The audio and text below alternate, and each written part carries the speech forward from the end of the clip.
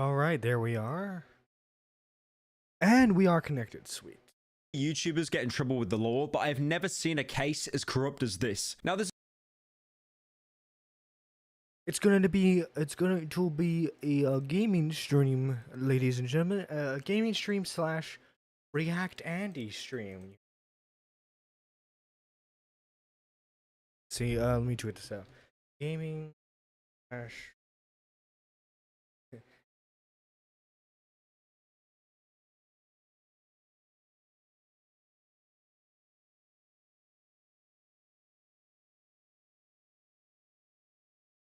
figure we do this for like an hour or two. No. Actually, I haven't been able to test out Persona 4 Golden. Oh, stream. Let's not. How could we be react ending to that? Here we go. There's a YouTuber called Whistling Diesel, and his main form of content is getting in big vehicles, driving around stuff, usually driving through stuff, like that time he did with the tank. Well, now he's been taken to the Mississippi court. But the worst thing of all, which just shows how corrupt this whole situation is, he was taken into a dark room and basically told by the police officer, if you make a video, we're going to drop all the charges. They were basically blackmailing him. This story is wild. I can safely say that this is the least corrupt police department of all time. I wanted to watch this because it keeps coming up in my recommended. I'm not sure what it's about, but one of you in chat was suggesting that I watch this guy, Whistling Diesel. He apparently just makes and buys these insane vehicles and just runs them over. Yeah, he does like, laws don't apply to me, I own a tank. It's just like, you know, classic American, I get big thing and then I run it over. But he's made a video called When You Don't Back Down. Okay, listen here, make a British furry. Okay? That's not all Americans. Get it right.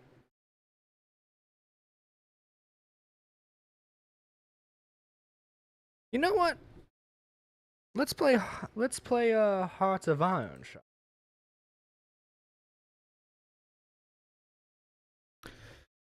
I think for now I'm just gonna have player-led peace conferences. I'll have like the government expects you to. I just want to start this off by first saying I would much rather be making a fun piece of entertainment for everyone right now. But the court system has forced my hand. I hate to admit it, I've never watched this guy, by the way. Never watched him. I have no idea who he is. But, like, his background reminds me a lot of Liver King. It's that same kind of energy. You've got... well, I mean, that's a slight bit insulting, I would say. Comparing someone to Liver King. It's just a slight bit the dollar insulting. bills, for some reason. You've got the SMG there. You've got the grenades. You've got the Claymore. I hope he's turned that off. I hope that's not a real Claymore. The general public should know about what is going on in the DeKalb County, Tennessee court system right now. That being said, about 2 years ago, I caught... Hi folks, welcome to Hearts of Iron 4. I went to his house. I got the police to get a search warrant within 10 minutes. And I forgave him for stealing thousands of dollars in priceless items from me, as his wife stood there crying, and I showed him mercy for stealing 20 things from me. And I think it's very ironic. Sorry, I'm not sure the context of the situation. I'll watch the video in a second, but like him just saying like, I showed mercy. I showed mercy to you. He's talking like he's a Far Cry villain. Does anyone remember in okay, here's a bit of a throwback. Video game reference. You guys remember Far Cry 3 multiplayer? I never talked about it in my Far Cry video, but like in the Far Cry 3 multiplayer, whenever you were on the winning team and you were the MVP, you had a choice of whether to execute or to show mercy to the other team's MVP. I'll see if I can find an example. It was a really genius feature, and I wish more games did it. So your MVP, you as the MVP on the winning team, would basically choose what you did with the MVP of the losing team. You think you can hurt me? You have to try harder than that. Come on! You even trying? Beat the fucker! I never got the chance to play the Far Cry games. Unfortunately, it was kind of like I obviously I was aware of like Far Cry 3 and stuff, right? I would watch like YouTube videos of people playing them, but I mean,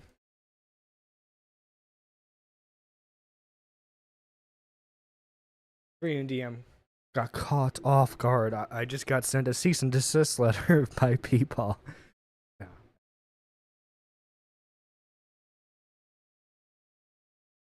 Anyway, So that's like the opening one, but the more XP you got and the more finishes or mercy you unlocked, they got more and more ridiculous. So let's look at like let's look at one like near the end, like end game mercy. All right, it's time to show me what you got. Okay. All right, go.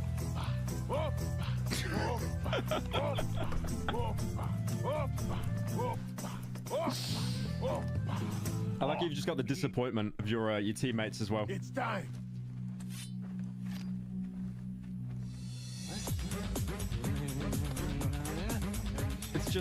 It's so stupid. It's so stupid. I'm trying to see what else they've got. Oh yeah, there was like one where you fan them or something. That's right.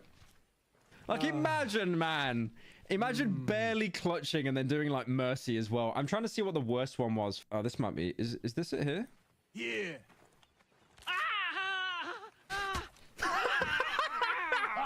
What a little fish. Oh my god, the T. Okay, you couldn't have that in a modern game. What the hell? I love Far Cry 3 now. Not in jail, and I and a friend may be going to jail for allegedly splashing with jet skis. Wait, why is he going to jail for splashing on jet skis? Ace family did that, and that was totally fine. You guys remember that, right? They were on jet skis, shoot. and they were literally causing Man, like a mudslide. I used to They remember. went on like they went on like. I used to remember the strategy for this.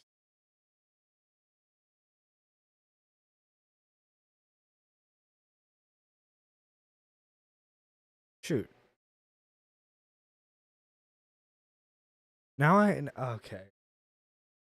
By the way, I don't have any of the DLC for this game, so unfortunately, I want to get the DLC.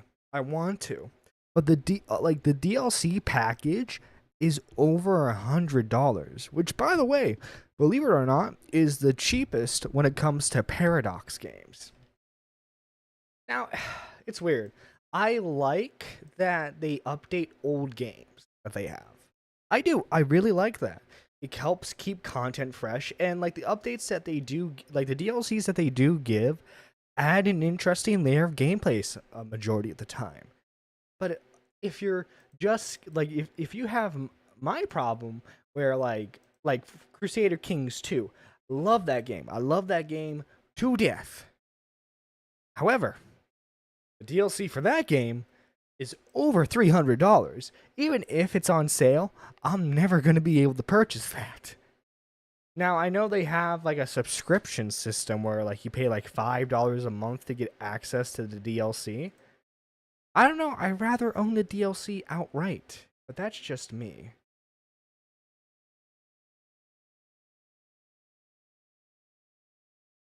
Okay, I gotta set this up.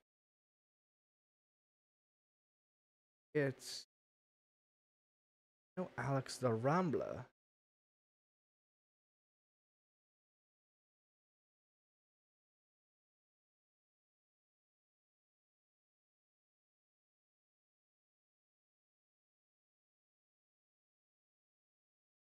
Okay. Continue with it. A jet. Okay, that's not what actually happened, by the way. That they did not cause that much of a mudslide.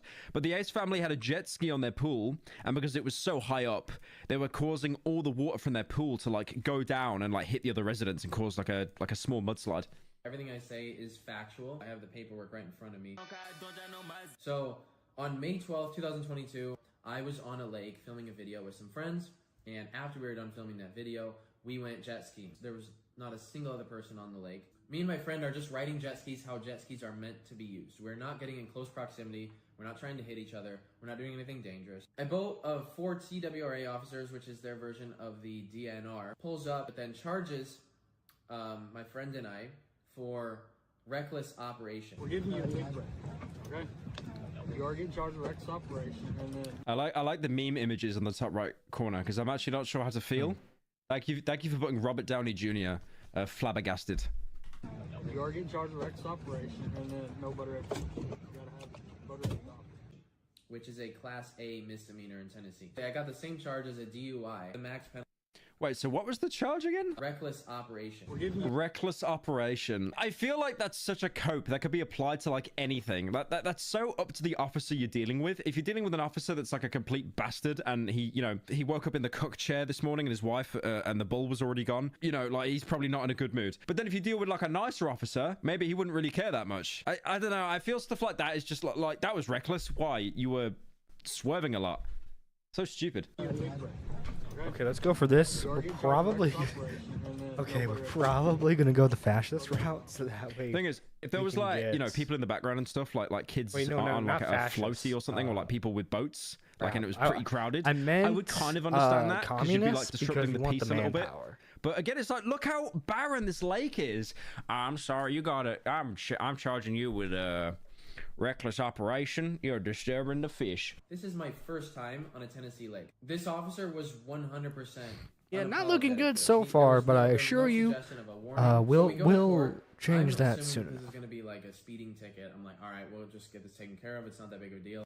Yeah, I think it sucks. Like, again, it's always down to what officer you deal with, right? I remember once I got pulled over. Well, I didn't get pulled over. I was in an Uber and my Uber driver ran like two red lights and then the cop there's a way pulled him over to do this. And he was like pretty nice to the driver, to be fair. He's basically said like, you're a fucking moron, like, you know that, right? But like, I'm not really gonna like fine you or anything. I was chatting with the guy and he was pretty friendly. But then you get some police and like they literally, the only other person I can compare them to is a nightclub bouncer. Like they want the argument. They want you to escalate it. They almost like kind of like bait you and goad you, and they're just so like passive aggressive and petty. A year later, I am still going to court over splashing with a jet ski. And this is what started what I'm about to talk about.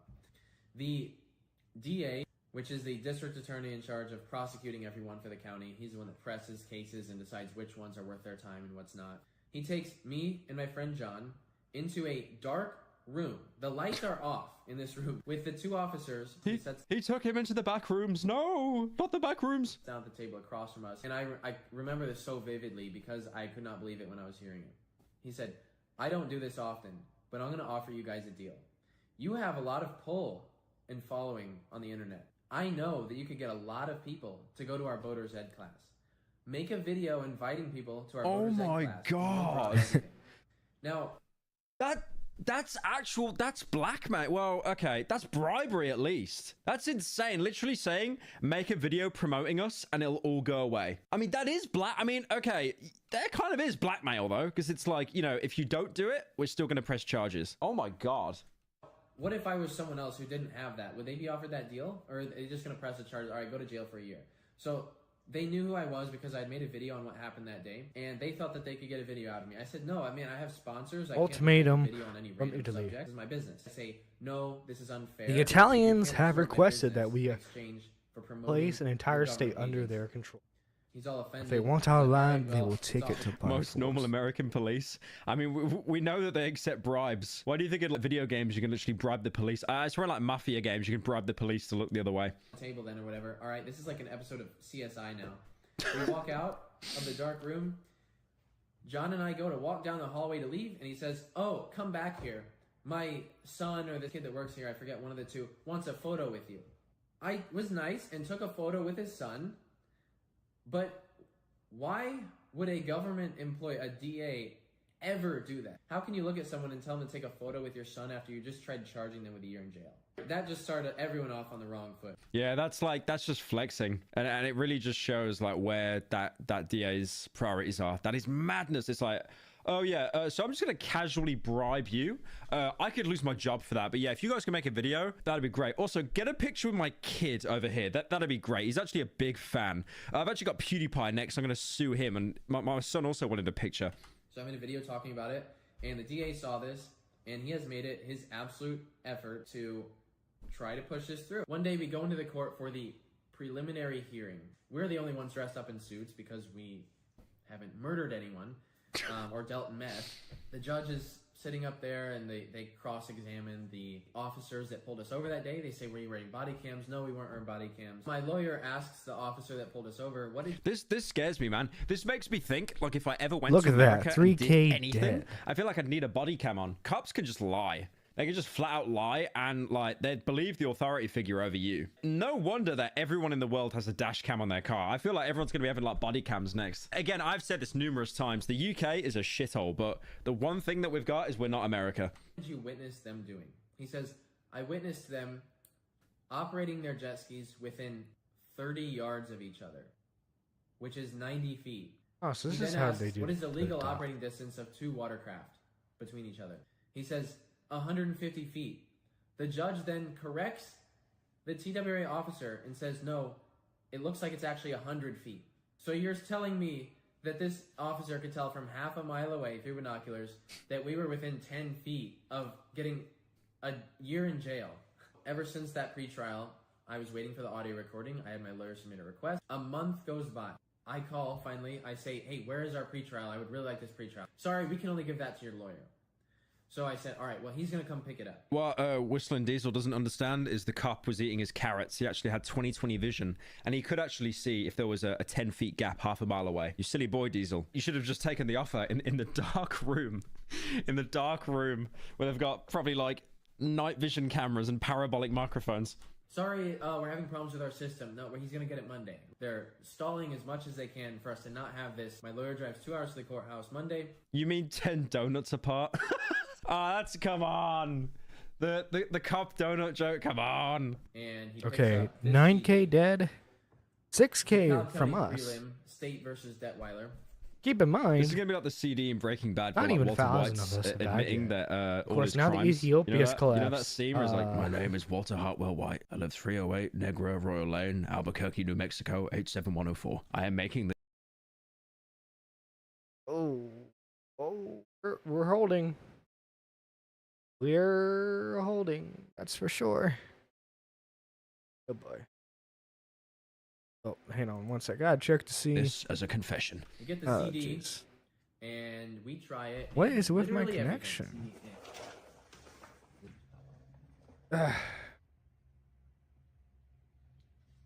Nothing. There's nothing. It's a blank CD. Yeah, it would be here. They gave him a virus. But what I can't Just the one file on it is like free Harry Potter film 1080p. understand is why the CD's blank. They say, oh, we've been having some trouble with our system lately. Okay, well, their system can only burn CDs apparently.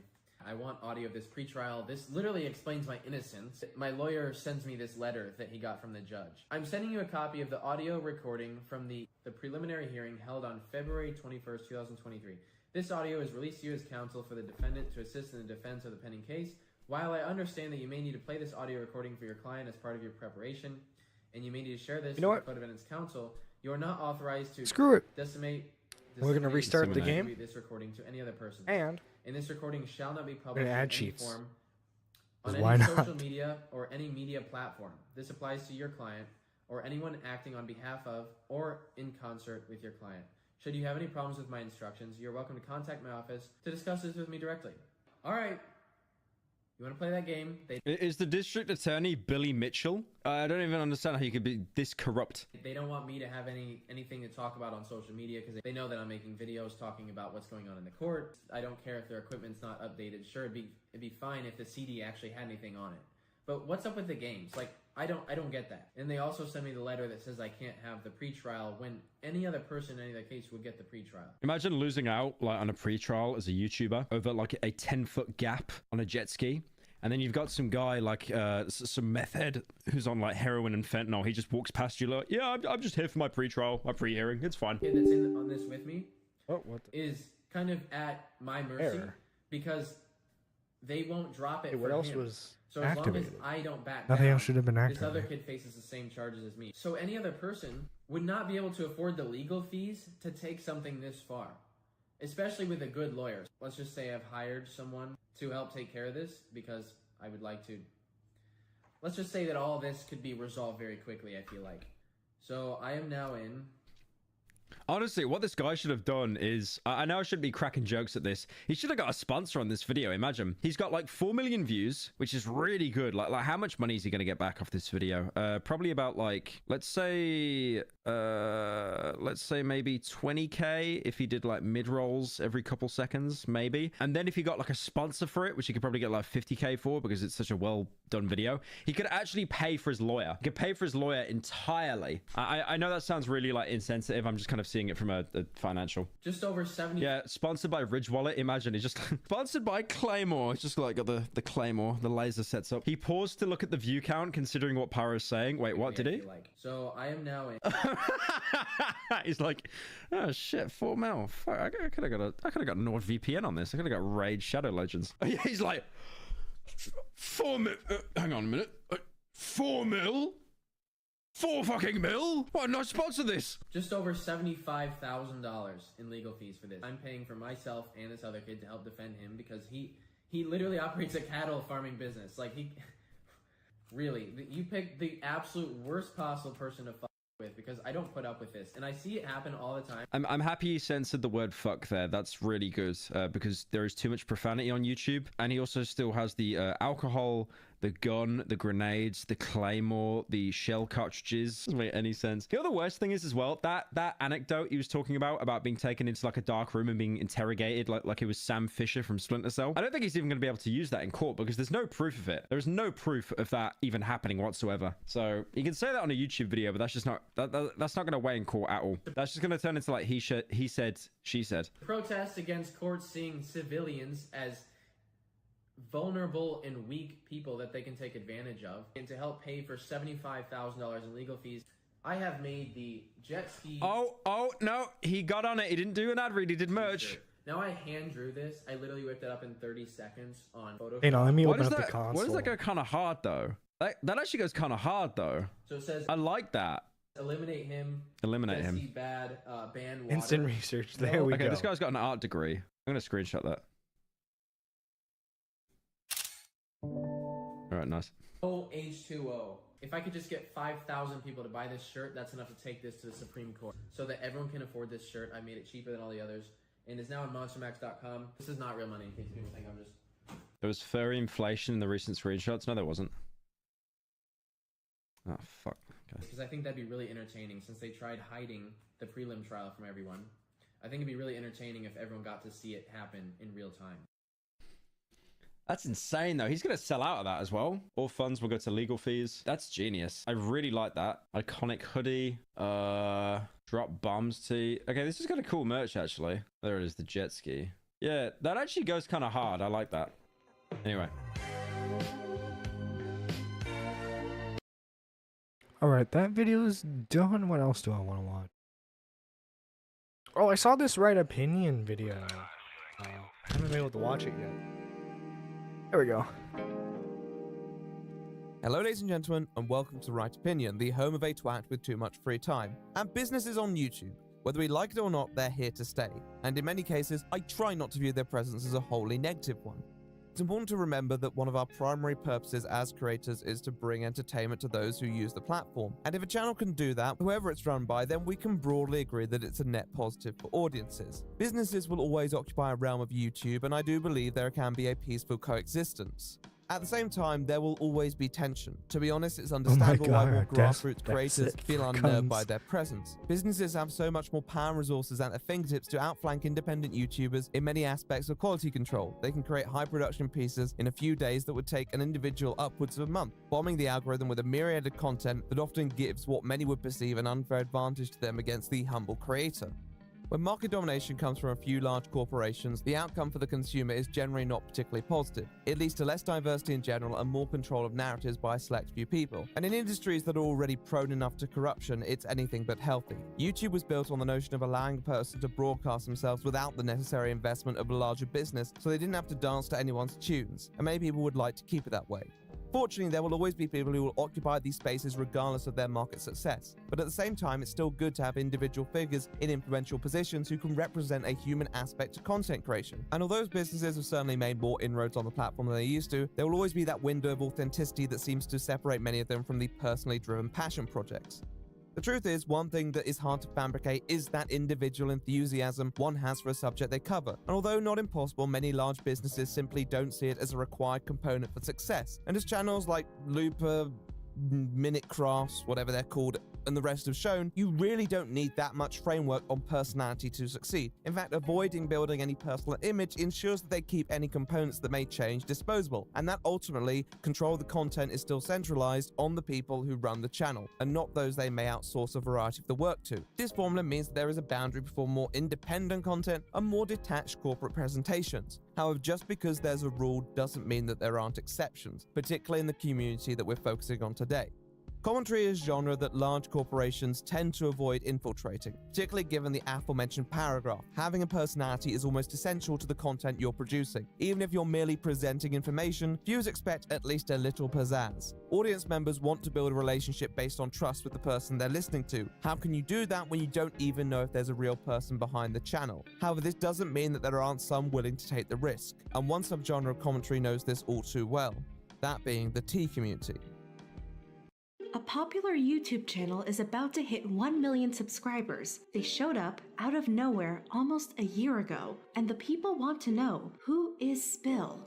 A few years ago, there was a drama in the community that surrounded a channel called Spill. Spill is a channel that hosts numerous videos with high production value and an astonishing upload schedule given those said videos. They also hosted a syndicate of channels alongside Spill, including Brew, Grill, and On the Hill. I'll speak more about them in the future, but a video they uploaded covering their origin at the time had made them seem more homegrown than they actually were. Spill started out as a two-person passion project. One of us has a background in journalism, the other has a background in illustration and video editing. We both love YouTube news and drama. Who doesn't? We wanted to create a channel that had a more journalistic approach to YouTube drama, a thorough recap of all sides of a story with proper citations. On top of that, we wanted to give something back to the community by contributing to the conversation with an educational approach. And while a lot of people choose to do creative projects while being self-employed, as soon as more than one person is working on a big project together, it's legally the best option to register as a corporation.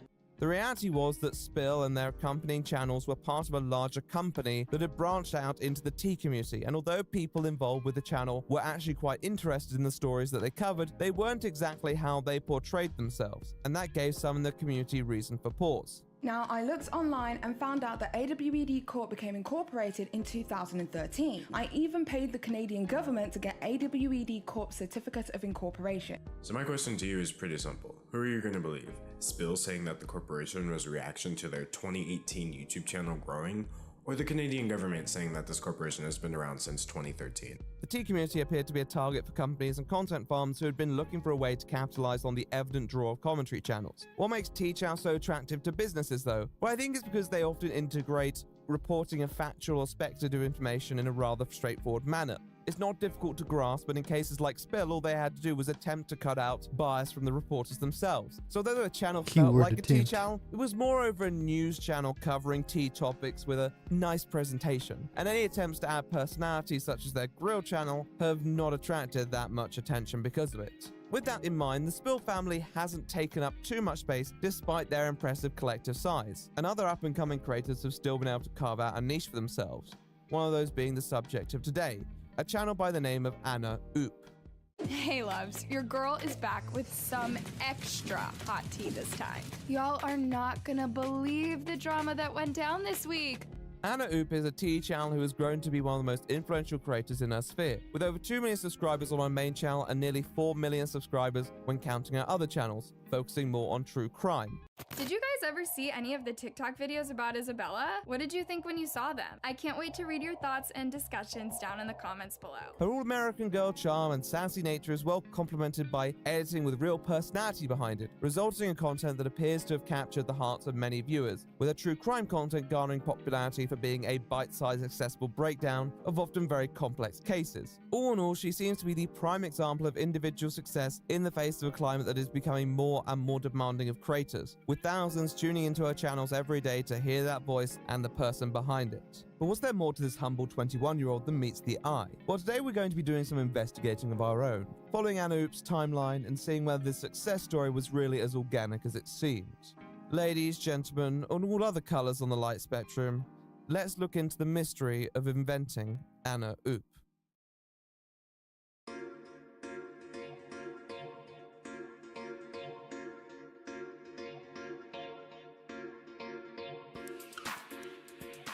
The YouTube channel for Anna Oop was created in May 2019. It's hard to really say too much about them at this point, as many of their videos from back then were deleted, and I do want to save a bit of information for later. But I think from the off, Anna knew what sort of creator she wanted to be, particularly with a name like that, which refers to a popular meme that regularly circulates around the beauty and other communities. I crashed in my back seat for a couple of hours, and The video started off quite modestly with a style that was similar to many other tea channels at the time. Content that delivered information in a mostly verbally free text format over copyright-free soundtracks, being interspersed with the relevant clips to the discourse. The topics she chose were also those which were long established to have proven dividends for creators. These subjects mostly included large influencers and even celebrities such as Ariana Grande or Bretman Rock. Not all of these videos were necessarily unbiased or journalistic, some of them were heavily opinionated, such as her videos on Nikita Dragun.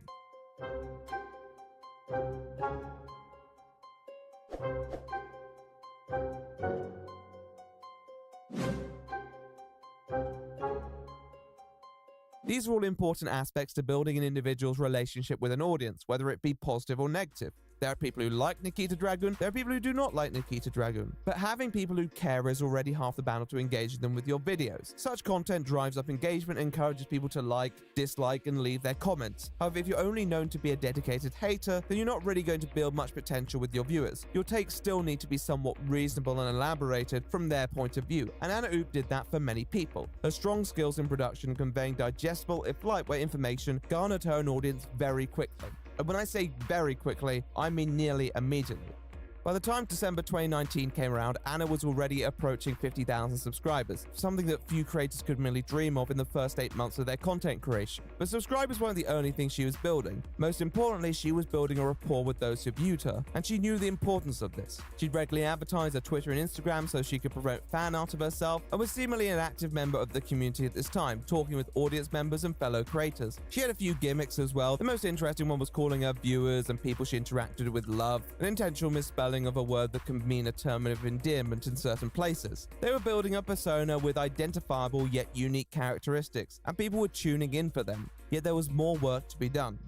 Heading into the new year 2020, Anna seemed determined to take her channel to the next level, and in January she switched from the commonly used text format to using her own voice. Normally you'd think there would be more of an announcement or at least some build up to such a change in format. You'd think there could be some attention in a voice reveal at least, but it seems that Anna didn't want to make a scene, and I can't blame her for that. The first documented video to use her voice is the upload on Nikki's Tutorials, and given the subject, Anna's somber tone appears to be appropriate. Of course, many people are all pretty mad about this and want to know who did this to Nikki. There's been a lot of speculations, and some people are even accusing famous YouTubers and some of Nikki's closest friends. There were even rumors that one of the blackmailers was the company Too Faced, who had previously manipulated Nikki into going into a deal with them where she lost millions.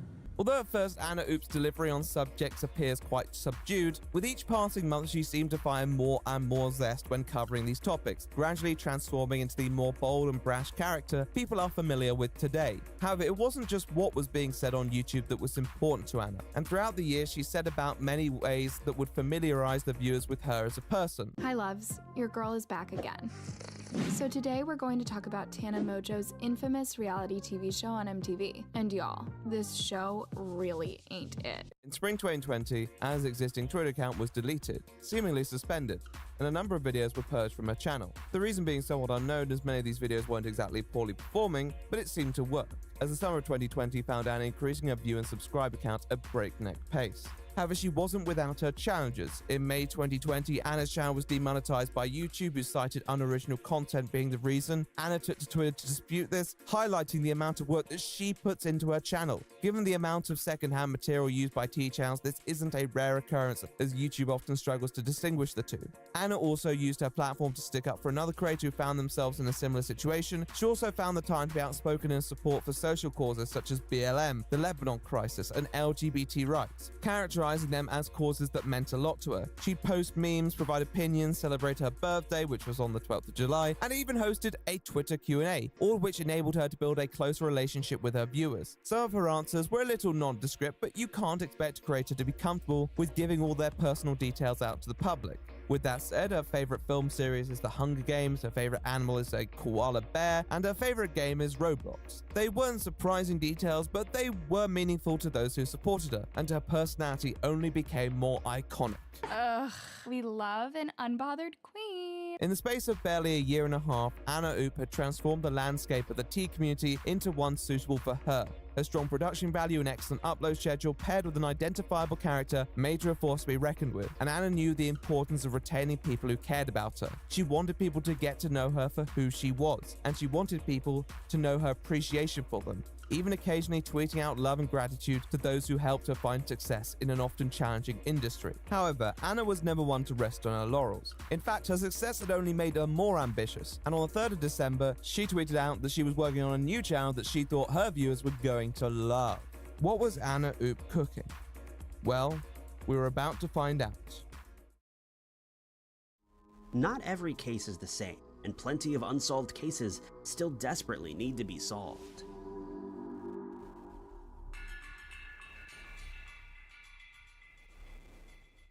It's really hard to think of a more significant development to the YouTube community in the last few years than that of the true crime genre. Now, true crime has always possessed a presence in mainstream media. It long pre-existed YouTube and will probably long outlast it. However, the storytelling aspect appears to have taken its grasp in the last few years, with many creators garnering millions of subscribers for their coverage of criminal cases, solved and unsolved. There's always been a bit of stigma around the inclusion of such topics, particularly given the fact that it's being published to potentially millions of people, and some would rather have it out of the spotlight. Nonetheless, the consensus seems to be that if these topics are treated with the due amount of respect, then there is a place for them. Interestingly, there seems to be a decent overlap between tea and beauty communities and true crime, with certain true crime creators having beauty roots, with some still integrating it into their videos, and it seems that Anna pertained that same penchant for the morbid. It was clear that by the end of December, her new channel was going to be true crime related. The 18-year-old boy has been arrested for allegedly killing his neighbor to get more followers and fame on TikTok. The first video was uploaded on the 5th of January. It followed the story of a TikToker who had slain his neighbors for fame. It was a suitably macabre topic, though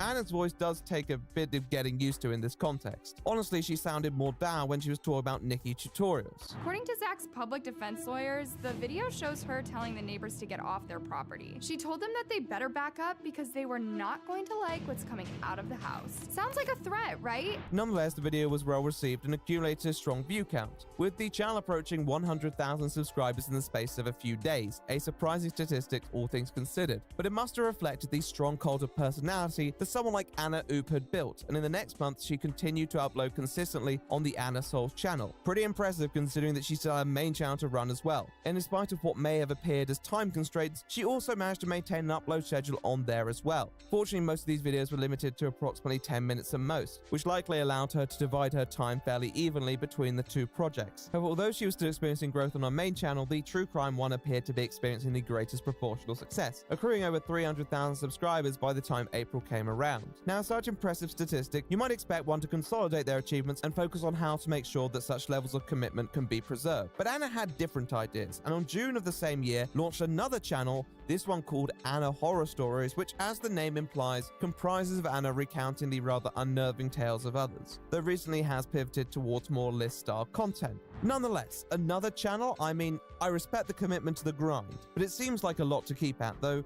To be fair, this channel's content didn't seem the highest effort either. The writing is someone else's and the footage is pretty standard. Anna may have just been looking to make a pretty penny. However, barely a couple weeks after the first upload on this channel, Anna was back on Twitter again, polling people for her next channel, asking what a good name would be, and quote tweeting another person saying that this would be looking more into the psychological side of criminal behavior. On the surface, it's not unfeasible, but it's certainly surprising given Anna has no apparent background in criminal psychology. She already has a true crime channel and more than enough on her plate to worry about. It seemed like a lot to be planning ahead for when she barely had any opportunity to gauge the amount of time she'd be able to balance between her already active 3 channels and an additional 4th one, but maybe she really was just that inspired. However, this idea appeared to stagnate a little and developments over the coming months stalled, with a tweet at the start of September explaining that her lack of activity on social media was due to some personal stuff she'd been going through, and with all things considered, this was understandable. Her status as a large influencer had landed her in some drama. Probably the most notable example of this was her feud with that vegan teacher, a controversial figure whose promotion of veganism has been overshadowed by her altercation conversations with other online figures and accompanying contentious remarks. Does this girl seem to you like she might be naturally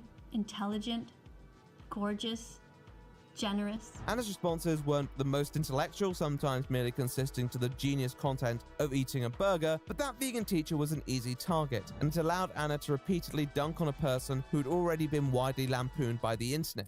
I just know that vegan teacher is probably reacting to this video by pausing it every second just to throw accusations about me saying that I'm this evil monster who hates animals and wants them killed. But girl, I don't want to pretend that I wouldn't die for a hot, juicy, big, steamy burger on a daily basis. If I found this drama interesting, I'd probably say more, but it at least... Honestly, I'm surprised people didn't realize that the channel was pretty fake to begin. You could tell just by the voice, because the voice is, like, it's too obvious for a T channel, if that makes sense. Like, of course, that would be like a T channel voice, you know what I'm saying?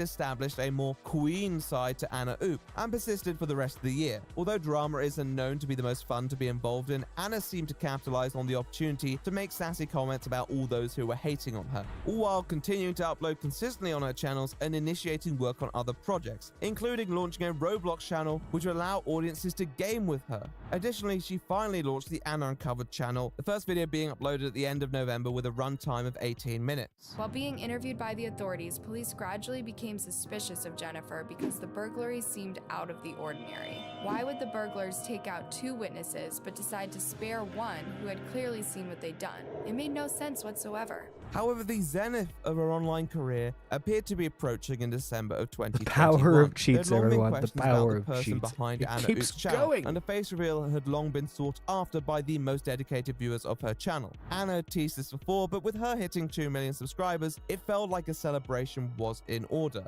Anna continued to drop a variety of hints and clues to all that would be revealed, seemingly with a song titled Face Reveal, which really could only imply one thing, especially given the teaser trailers that were posted by Anna herself. Finally, people would have a face to put to this commentator, and viewers were excited. And on the 3rd of December, the video for Face Reveal was uploaded, and people were in shock.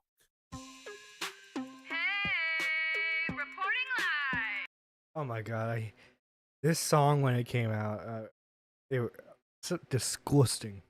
Freaking disgusting. Favorite T channel. She's such a liar. What the fuck was that?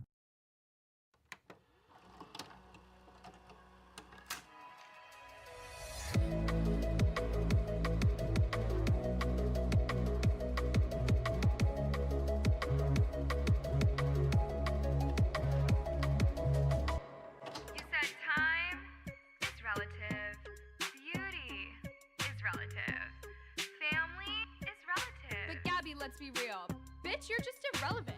Anna Oop's face reveal contains a series of call-outs to other creators who she has previously clashed with and spoken about. But the only person really being the subject of any criticism during this video was her. Face reveal was broadly ridiculed for its subpar production quality and delivery, but also for the simple fact that it did not contain a face reveal. In the video itself, Anna says she wishes she could, but clearly felt that it was not the appropriate time, and later expands on this on Twitter, saying that she was going to, but afraid that she would have to deal with too much negativity. And I understand, I suppose, but why would you make a video titled Face Reveal in the first place then, if the whole point of it was not to reveal your face? Well, Anna said she thought it was just going to be a fun little goof. It's hard to buy that someone as algorithmically adept as Anna would not know the implications of advertising a face reveal on an otherwise faceless channel. But maybe the stress from other drama had just impacted her judgment a little. And yet, a few days before this, she had just launched another channel? On top of this, y'all, Anna Oop is also known for her problematic personality. She's been in scandal after scandal, constantly getting into drama herself. I mean, I think it's about time we see Anna actually do a video on her... What the heck? Oh. This was just too much for one person, and surely she was spreading herself incredibly thin by doing so. And not too long after, this theory may well have been proven correct. Now, there had always been stigma around Anna's channel, but a lot of the criticisms up to a point were quite subjective. Her opinions were poorly formed, her attitude was annoying, and her content was clickbaity. They may have all held some validity, but that doesn't tend to make a particularly eye-catching discussion to those outside of the sphere. However, a couple weeks after Face reveal, Anna put out an interesting post on her Twitter and YouTube community tab, complaining that a person had copyright struck her without justification or ownership of content that she'd been uploading. She also singled out the channel that had copyright struck her, a channel by the name of Truthful Reality, another true crime creator who had covered some of these same stories before Anna. On superficial inspection, one can't necessarily claim ownership of topics, and a strike on a channel for doing so would be wholly unjustified. However, as Anna's tweet and YouTube community post began to pick up traction, a growing backlash from viewers began to form, many of whom stating that Truthful Reality had claimed footage that he personally owned and published solely, and Anna had directly lifted this without any transformative value. Not quite the story that Anna had told. Viewers also did not appreciate the fact that Anna had linked his channel, and although not accompanied by any direct call to action, the risk of harassment from an emotionally charged post like this was always present, with some even claiming that Anna had purposefully ignored any chance to peacefully resolve this matter privately, only now taking umbrage after actions were taken against her channel. I suppose it's in the nature of some more irreverent people in the community to behave this way, but this is Anna Solves, not Anna Oop, and many people who are part of these communities think that respect is an inherent part of creating content in this genre, but that appeared to be just the tip of the iceberg. Barely a few days before all of this, a post had gone up on Reddit entitled Anna Oop aka Anna Solves At It Again, which documented the alleged plagiarism from a YouTuber by the name of Mr. Ballum, a channel with millions of subscribers. It was clear that this video had been removed very promptly from Anna's channel following callouts from commenters though, and any of its presence had been long erased. Additionally, barely a few days after the Anna Solves channel went live, a couple comments appeared on her Twitter requesting her to refrain from stealing content. That was in January, and now we were in December. It seems that rumors have been circulating regarding stolen content on this channel for a while, but only seemed to surface when Anna herself decided to publicly attack another creator for what they perceived as an unjust copyright strike. I can't really comment on the legality of the copyright strike, as it can be a very grey area, but it definitely shone a light on what many perceive to be extensively lazy reporting from a creator who was not actually putting time into these cases that they deserved. Claims of plagiarism are not that common, particularly given that the cases themselves can be sourced from a lot of places, so this occurring twice in the span of a very short time was a red flag for some viewers. Some other concerns appear to address the idea that Anna didn't pronounce the names of people involved correctly and regularly made errors in reporting information. This is all important in the narrative of stolen content, as a person who lifts content may not be familiar with the subject enough to possess this knowledge, and will therefore make errors in reporting the actual details, copying content without actually understanding the subtext. Today we're going to talk about Nikocado Avocado disrespecting Veronica Vang. I had come across this a few times when researching a few of Anna Oop's main channel videos and tried not to pay too much mind to it, as I've made more than enough pronunciation and semantic errors in my time. But there was just still something strange about certain mistakes that struck me off as somebody supposedly so involved in the beauty community. Like, how could you spell Jacqueline that way when you've literally used the correct spelling in the title? It just didn't make sense. I'd read rumors that the reason for this was to drive up impressions by having people correct you in the comments. And although it's impossible to confirm, it's certainly something to consider with channels this supposedly deliberate, and particularly relevant with Anna's true crime channels, where such shortcomings could be perceived as seriously disrespectful. Given Anna Oop's upload schedule, it seems their final choice was to drop the matter entirely and just create more videos, which she did. In fact, approaching the end of 2022, between her now 5 channels, she was uploading nearly every day. The tweet regarding Truthful Reality was deleted, and no content that was subject to the copyright claims was ever restored to her channel. However, this situation did place a mark over the genuinity of her content, and made people wonder how much of her channel was original. After all, it wouldn't be the first time that this was called into question. Anna Oop's videos were well produced, they looked nice, they had eye-catching titles and thumbnails, and love her or hate her, Anna had a personality that provoked a response from audiences. She had a lot going for her. It wouldn't have taken that much to do just a bit more research to avoid errors and any risk of lifting other people's content. Yet all that was being put on the line for videos that Anna didn't need or have to create. It didn't make sense for a person to behave this way. It didn't make sense for a person to behave this way. Anna's face reveal may not have gone exactly as many would have expected it to, but by the end of 2021, many felt they had a better view of Anna Oop's face than they ever did before, with some wondering whether there even was a face in the first place. Well, it wasn't long before alternative theories began emerging, alongside some pretty damning evidence. Now, the trail of breadcrumbs seem to point out to this channel, who we are going to lovingly call Team Anna Hoop.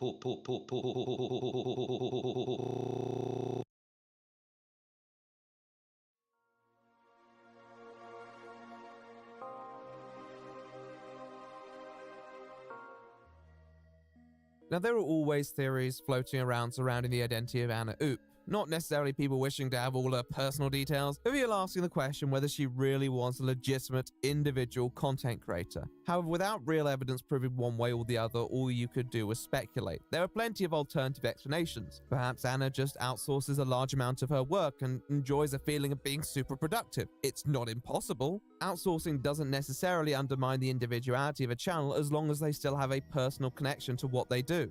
Maybe Anna Oop just really likes money or algorithmic success. They may not be the most noble reasons, but that also wouldn't change her personal identity or connection to the channel. Anna had once claimed to have watched old videos critical of her, even showing one which outwardly shows a thumbnail claiming a channel was a company, so she must have been aware of these discussions.